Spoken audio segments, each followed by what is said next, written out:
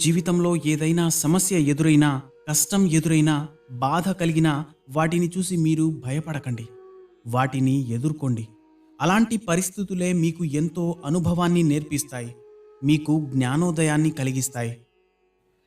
మనిషి తన జీవితంలో ప్రతి క్షణము మృత్యువు వైపుకే పయనిస్తాడు. వాస్తవానికి మనిషి ఏ పని చేసినా అది మృత్యువు వైపుకే నడిపిస్తుంది.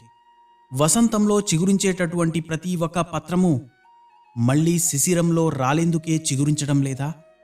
మరి అలా చిగురించడం, సూర్యరశ్మిని గ్రహించడం, అలాగే భానుడి తాకిడికి రెపరెపలాడుతూ ధ్వనిని ఉత్పన్నం చేయడం, ఇవన్నీ వ్యర్థమేనా? పెను తుఫాను వృక్షాన్ని కుదిపేస్తున్నప్పుడు ఆ వృక్షంపైనున్న ప్రతి ఒక్క ఆకు తన శక్తినంతా కూడగట్టుకొని ఆ వృక్షంపైనే ఉండే ప్రయత్నం చేస్తుంది. కానీ శిశిర ఋతువు రాగానే అవి వాటంతట అవే రాలిపోతాయి.